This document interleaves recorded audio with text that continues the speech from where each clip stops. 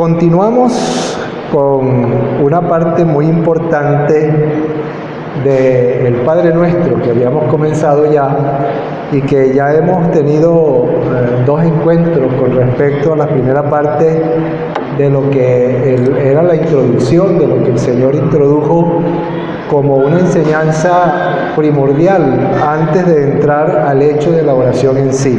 Y hemos hablado de esas cosas, hemos hablado también del hecho de orar con sentido común, el hecho de no orar irracionalmente, sino de orar con sentido común. Y hoy vamos a estar en el capítulo 6 de Mateo, versículo 10, solamente, e incluso no vamos a estar en todo el versículo 10, solamente en una pequeña parte del versículo 10, la primera parte del versículo 10 que vamos a tocar hoy.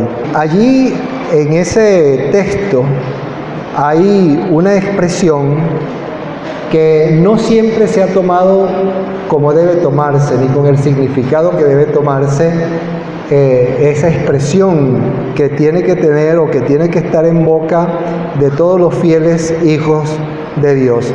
Y esa es la parte de la oración que apunta directamente al fin de los tiempos. Pareciera que no fuese así, pero vamos a descubrir algunas cosas que están inmersas dentro de ese texto. Y es el texto que exactamente dice: venga tu reino, hágase tu voluntad, así como en el cielo, también en la tierra. Allí vamos a descubrir algunas cosas. Ustedes vieron la expresión exactamente, ¿no? Primero venga tu reino, luego hágase tu voluntad, pero la voluntad que se debe hacer en la tierra es la que se hace también en el cielo, así como en el cielo, también en la tierra. Entonces, todos nosotros hemos leído muchas veces ese texto bíblico sin el análisis correcto de lo que el Señor desea que consideremos y que comprendamos allí en la palabra suya, porque allí está una súplica expresa que debe estar en la boca de todos los fieles hijos de Dios, y que en todos los tiempos tiene que estar esa súplica, no solamente en el tiempo cuando el Señor Jesucristo la enseñó a sus discípulos, sino también en nuestro tiempo. En nuestro tiempo incluso puede cobrar mucho más valor en el sentido de lo que ya está ocurriendo y el sentido profético de todas las cosas que ya están ocurriendo, y que nos trae las preguntas que podemos hacer con respecto a cosas que nosotros pudiéramos haber comprendido de alguna otra manera, ¿no? Por ejemplo, cuando la Biblia dice venga tu reino, ¿cuál es el reino que tiene que venir? Si ya el Señor había dicho que el reino de los cielos se había acercado a vosotros. Entonces vamos a ver a qué reino se refiere, qué otra cosa está inmersa allí en eso de venga tu reino. Las otras preguntas que nos podemos hacer es: ¿cuál es la voluntad de Dios que debe hacerse en la tierra, de las cosas que se hacen en el cielo o que hayan ocurrido en el cielo que tengan que repetirse en la tierra? Porque dice allí: hágase tu voluntad, así como en el cielo, también en la tierra. ¿Cuáles son esas cosas que se tienen que repetir en la tierra, que ya están ocurriendo en el cielo o que ya hayan ocurrido en el cielo? Si habían hecho una pregunta así como esa en alguna oportunidad, ¿qué cosas pueden pasar? ¿Qué tiene que suceder? Bueno, esas son las preguntas que vamos a tratar de responder de aquí en adelante en ese texto, ¿no? Entonces, la primera parte es la ineludible necesidad de que venga el reino de Dios a la tierra. Si están ubicados allí en el versículo 10 de Mateo capítulo 6, la primera expresión es esa: venga tu reino. venga tu reino. Ahora, es cierto que el reino de los cielos se había acercado ya y que ya se ha acercado a nosotros, porque eso lo dijo el mismo Señor Jesucristo. Incluso también Juan el Bautista, cuando estaba preparando el camino del Señor, dice: el reino de los cielos se ha acercado a vosotros. Eso lo dijo primero Juan, y el Señor Jesucristo pues también lo repitió, y eso lo vamos a buscar en Mateo capítulo 4, versículo 17. En ese texto habla el Señor Jesucristo acerca de eso, y dice: desde entonces comenzó Jesús a predicar y a decir: arrepentíos porque el reino de los cielos se ha acercado. Ya eso lo había dicho Juan el Bautista cuando preparaba el camino del Señor. Eso lo podemos conseguir en las citas anteriores de Mateo, incluso en Lucas también aparece esa parte. Entonces, ya en la preparación del camino del Señor, Juan lo había dicho. Y el Señor comienza abiertamente a decirlo. ¿Desde cuándo comenzó el Señor a decir esto? Exactamente después de su presentación pública, después que se bautizó por medio de Juan, y luego que fue llevado al desierto y estuvo 40 días en el desierto siendo tentado por el diablo, dice la palabra de Dios. Y luego que vino de esa actividad, vamos a decirla así, el Señor dice: desde entonces comenzó Jesús a decir: arrepentíos porque el reino de los cielos se ha acercado. Así que ya el reino de los cielos ya estaba aquí, y ya está aquí. De hecho, el reino de los cielos está aquí, porque si no, nosotros no estuviésemos aquí. Nosotros somos parte del reino de los cielos. Por eso el Señor Jesucristo, en muchas de sus enseñanzas, le dijo a los apóstoles que nosotros somos ya ciudadanos no de este mundo, sino ciudadanos del reino de Dios, y que si a Él lo aborrecieron porque no pertenecía a este mundo, también a nosotros nos aborrecerían, porque no somos de este mundo. Si fuésemos de este mundo, el mundo nos amaría. Pero como no somos de este mundo, el mundo nos tiene que aborrecer, porque no somos parte de esto que ocurre aquí, del desvío moral y del desvío espiritual que existe en el mundo. Nosotros no somos parte de eso. Por eso el mundo nos aborrece. Algunos no quieren ser cristianos evangélicos porque entonces empiezan a aborrecerlos, empiezan con echarle broma, burlarse, con esas cosas sencillas y básicas que siempre el diablo usa para los nuevos, ¿no? Para los nuevos creyentes. Y luego empiezan otras cosas que empiezan a ocurrir, porque empiezan a ocurrir persecuciones y ese tipo de cosas que también ya ocurren en el mundo entero con la iglesia de Cristo, incluso hermanos nuestros que los han matado por causa de Cristo.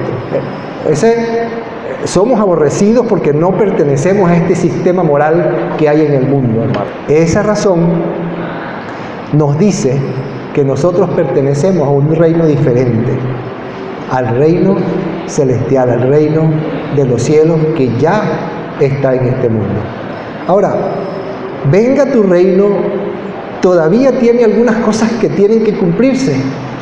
Pues sí, todavía hay cosas que tienen que cumplirse, porque eso de que venga su reino no solamente llegó hasta la venida del Señor Jesucristo para traer el Evangelio al mundo, porque venga tu reino está estrechamente ligado también al hecho de que el Señor tiene que reinar sobre la tierra, y que tiene que ser un reinado completo sobre la tierra, y que ese punto en el tiempo nuestro no ha llegado, porque el Señor no está directamente reinando como rey espiritual de todo el mundo.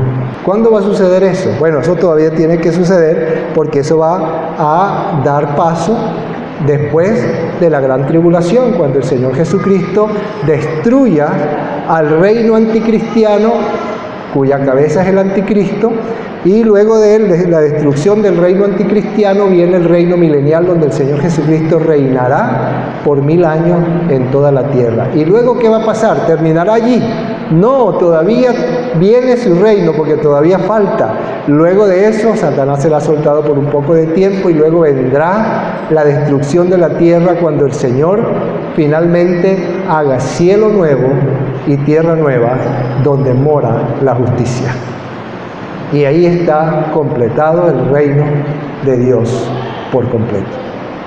Ahí lo tenemos, hermano. Así que esta oración de venga tu reino es una oración que tiene que estar en la boca de los fieles, no como una repetición, sino orando en medio de las circunstancias que nos rodean. Nosotros ahorita estamos orando para que el Señor haga muchas cosas, porque dentro de las circunstancias actuales nosotros hacemos de nuestras oraciones esto que está aquí en una sola frase muy pequeña: venga tu reino, hágase tu voluntad. Entonces, hermanos queridos, todavía nos falta historia que recorrer, es cierto. Nos está faltando historia que ver.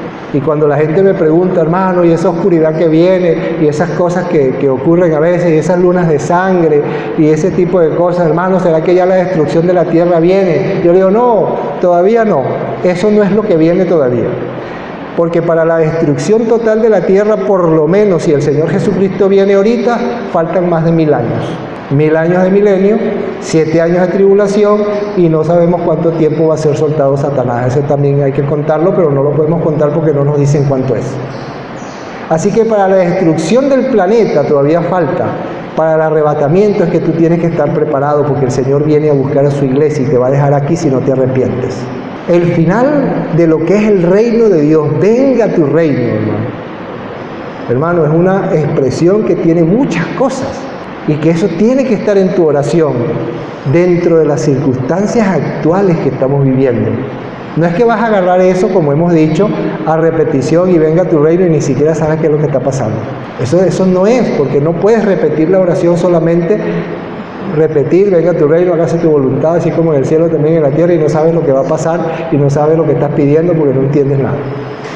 Por eso no puedes hacerlo como una vana repetición, como hemos dicho, sino con sentido común. El sentido común tiene que estar en esa oración. Así que faltan cosas para que podamos ver todo esto en el tiempo nuestro. El Señor en su eternidad ya lo está viendo, porque Él ve las cosas de otra manera, porque Él es eterno y en su eternidad Él ve todas las cosas. En el tiempo nuestro falta tiempo por suceder.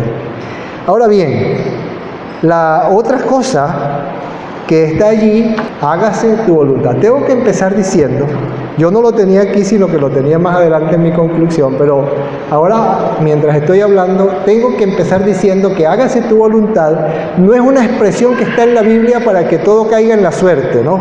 Y entonces empieza la gente a decir, cuando tiene alguna circunstancia, bueno, pues que se haga la voluntad de Dios. Y empiezan a decir así, con aquella nostalgia, bueno, que se haga la voluntad de Dios. No, hermano, esa expresión no está allí para eso. La expresión está allí para decir, hágase tu voluntad, como un hecho real, como una determinación. Hágase tu voluntad, así se va a hacer. No es una expresión nostálgica, que vamos a ver qué pasa, y bueno, que se haga la voluntad de Dios, y que más tengo que aceptarla, así sufra, y así, bueno. No, hermano, hágase su voluntad. Así como se hace en el cielo, también se hará en la tierra. ¿Me comprende la expresión así de determinante? Una expresión determinada y de una acción determinada que Dios va a ejecutar. Así como en el cielo, también en la tierra. Entonces, de aquí surgen esas preguntas. ¿Qué cosas son las que suceden en el cielo entonces que Dios quiere que se repitan aquí en la tierra? ¿O qué cosas sucedieron en el cielo que tienen que repetirse aquí en la tierra? Yo sé que usted está pensando en algunas de ellas. Entonces algunos comienzan a pensar, bueno, ¿qué se hace en el cielo? En el cielo se alaba al Señor y se adora al Señor. Eso lo conocemos todo porque siempre leemos Apocalipsis capítulo 4 y en los cultos de oración, y cantamos después una canción de adoración, porque en el cielo se adora al Señor, aquí también en la tierra. Y usted dice, pues sí, ¿verdad? Así como en el cielo, también en la tierra. ¿Qué otras cosas pasan en el cielo o qué otras cosas ocurrieron en el cielo que se van a repetir en la tierra? Podemos hablar también de un juicio que se hizo en el cielo. ¿A quién se juzgó en el cielo ya? A Satanás y a los ángeles que se rebelaron contra Dios. Y se hizo un juicio y Satanás fue echado del cielo junto con sus ángeles, y dice que fue echado a la tierra. Eso quiere decir que eso que se hizo, porque no podía permanecer la maldad en el cielo, se tiene que repetir en la tierra. Dios tiene que juzgar la maldad en la tierra, sea como sea. Hágase tu voluntad. Eso no se va a quedar así. Pero hoy no vamos a hablar de todo eso porque no nos da tiempo. Nos vamos a dedicar solamente a la parte donde en el cielo se adora al Señor. Y para el próximo domingo, el próximo domingo dentro de 15 días, si el Señor no ha venido, entonces estaremos tratando la parte del juicio que se hizo en el cielo. Ahora, en el cielo se dedica tiempo a la adoración y a la alabanza al único Dios que existe. La palabra de Dios afirma claramente que no existe otro Dios, no hay otro Dios. Todos los otros dioses que son, imaginación de la mente humana. Le hicieron imágenes, le formaron estatuas, le hicieron cuanta imagen podían ocurrírsele. Y bueno, desde los tiempos antiguos hasta hoy han mejorado en la imagen, porque esos dioses de la antigüedad, ustedes ven las estatuas esas que existen en los libros de los dioses que ven en la antigüedad, esos tenían cuernos, tenían narices largotas, más grandes que la mía, una nariz largota, una nariz bien redonda con un hueco en la mitad, así, con un solo hueco. Bueno, eso eran imágenes grotescas, ¿no? Y eso eran los dioses a los que le hacían imágenes. Hoy han mejorado un poco porque ahora son personas y se les han llamado santos y una cantidad de cosas. Pero siguen siendo dioses muertos, no hay otro Dios. Y en el cielo se adora al único Dios.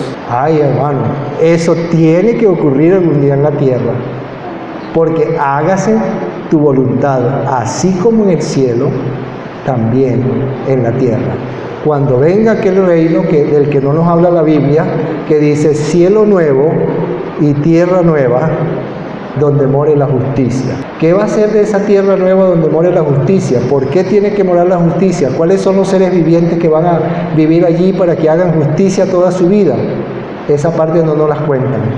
Pero de que viene, viene. Ahora bien, vamos a buscar nosotros también Apocalipsis, capítulo 4, porque eso es lo que siempre hacemos para buscar la alabanza en el cielo. Desde el versículo 9 hasta el versículo 11, dice allí: y siempre que aquellos seres vivientes dan gloria y honra y acción de gracias al que está sentado en el trono, al que vive por todos los siglos de los siglos, los 24 ancianos se postran delante del que está sentado en el trono y adoran al que vive por los siglos de los siglos y echan sus coronas delante del trono, diciendo: Señor, digno eres de recibir la gloria y la honra y el poder, porque tú creaste todas las cosas y por tu voluntad existen y fueron creadas. La adoración absoluta dentro de un acto absoluto en el cielo de adoración al que está sentado en el trono. Ese es Dios, el único Dios que existe. Esa adoración al único Dios es la que se da en el cielo. Ahora vamos a hablar un poco de eso, a ver cómo vamos con eso en la tierra. ¿Cómo iremos con eso en la tierra? Vamos a ver, ¿vamos bien o vamos mal? En la tierra se está alabando absolutamente a Dios, se está adorando absolutamente a Dios. ¿Cómo vamos por ahí? Las cosas no van bien y no se ven bien.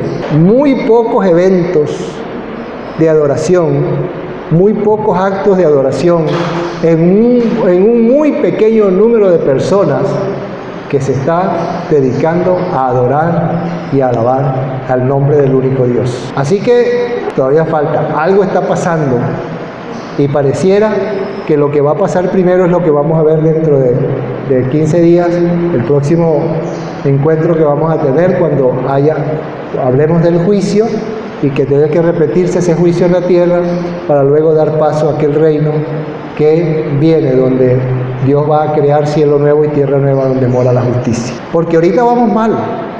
El mundo no está glorificando a Dios, está más bien rechazando a Dios y está rechazando a todo aquello que se llama Iglesia de Cristo y está yendo en contra de toda moral que está en la palabra de Dios, diciéndole a lo bueno malo y a lo malo bueno.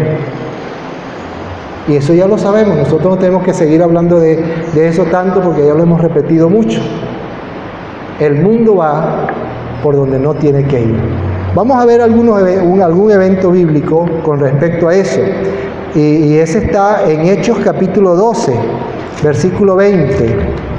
Ahí está algo muy interesante de un evento donde se estaba adorando a Dios y Herodes no quiso hacerlo, ¿no? Vamos a ver Hechos capítulo 12, versículo 20 hasta el versículo 25.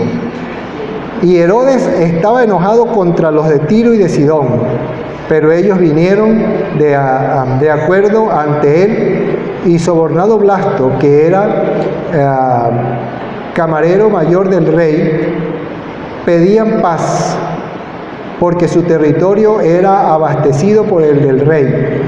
Y un día señalado, Herodes, vestido de ropas reales, se sentó en el tribunal y les arengó.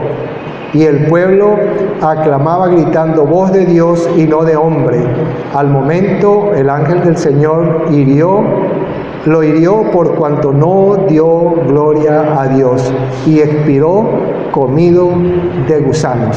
Pero la palabra del Señor crecía y se multiplicaba. Y Bernabé y Saulo, cumplido su servicio, volvieron de Jerusalén, llevando también consigo a Juan, el que tenía por sobrenombre Marcos. Cuando Herodes empezó a arengar contra ellos, a hablar con ellos de una manera contraria, las personas comenzaron a decir que tenían necesidad de oír voz de Dios y no de hombre. Herodes no quiso dar su brazo a torcer, y dice que un ángel lo hirió y murió comido de gusanos. Bueno, este es un acto donde se ve que un grupo de personas dio la gloria a Dios, pero Herodes no quiso hacerlo. Ahora bien, es muy extraño, mire, hay comentaristas que piensan esto, y a mí me parece muy acertado ese comentario, que es muy extraño ver literariamente un relato como este metido exactamente ahí donde está, en la Biblia.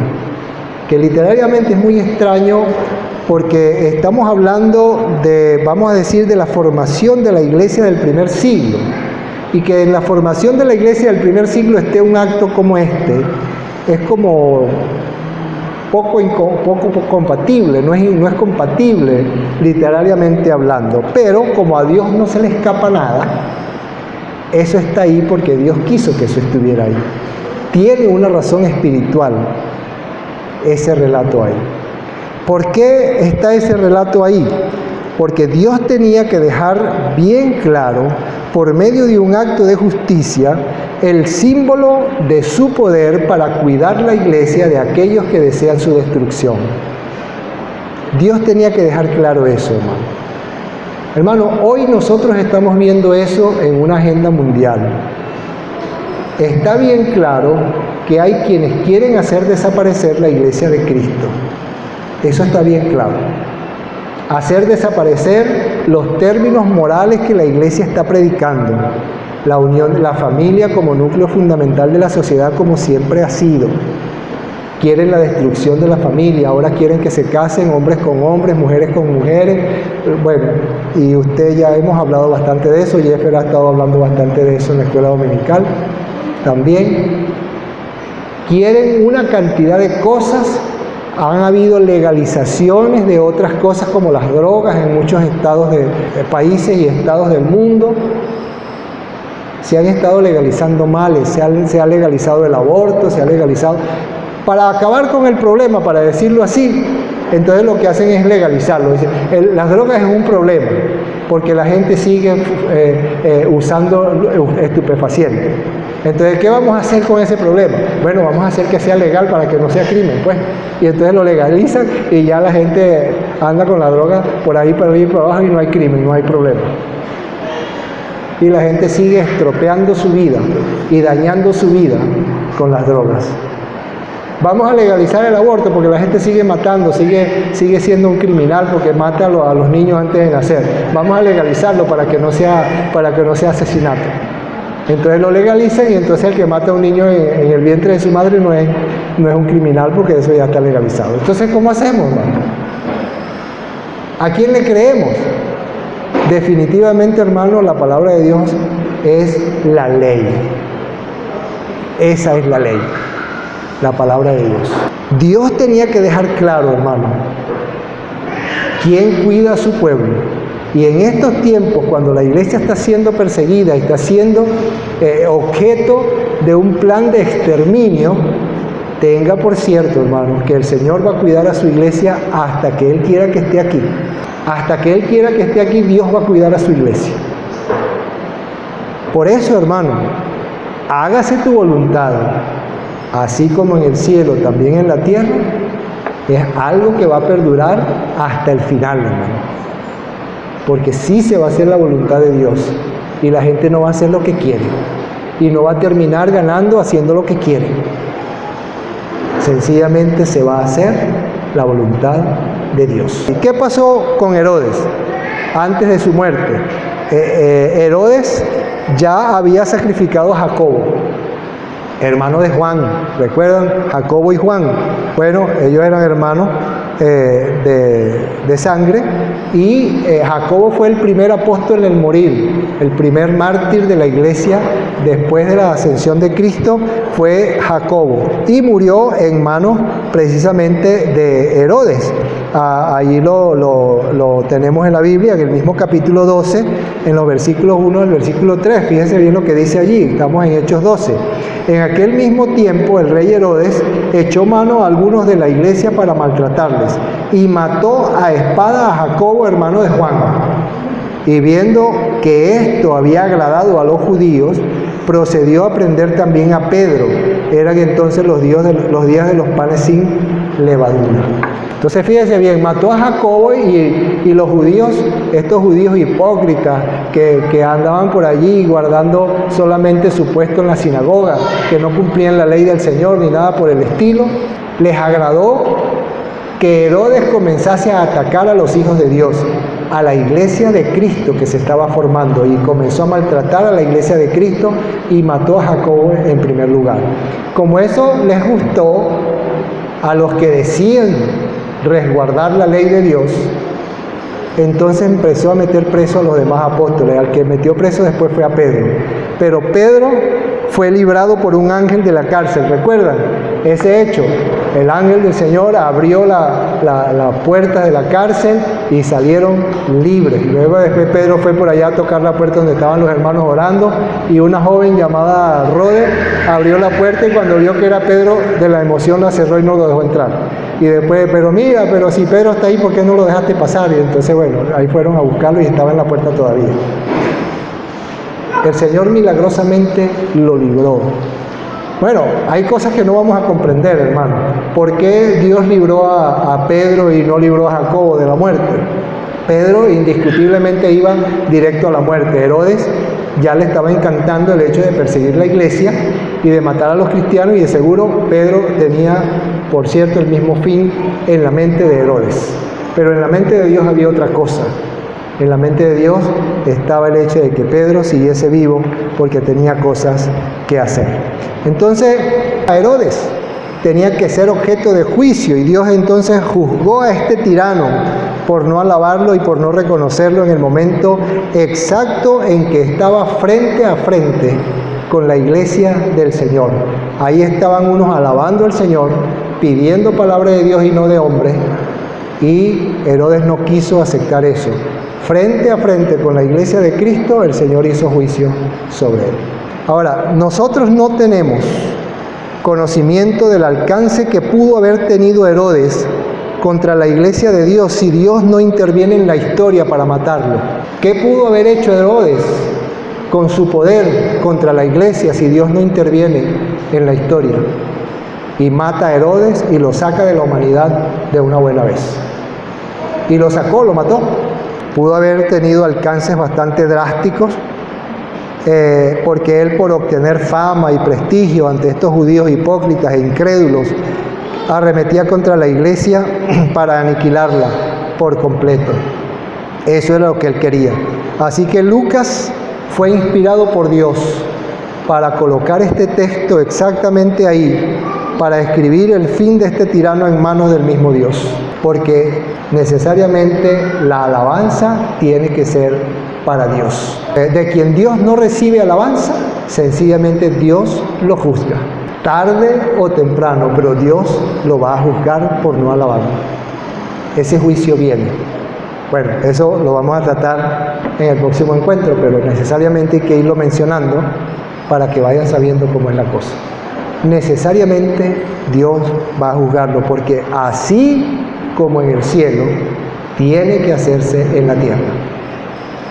Así que el juicio de Dios viene sobre quien no le da la alabanza.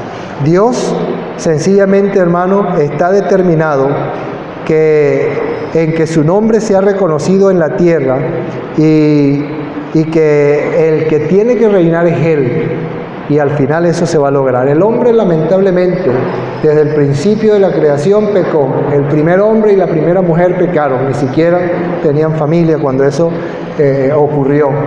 Pero Dios está determinado a recuperar lo que Él creó. Cielo nuevo y tierra nueva, donde more la justicia.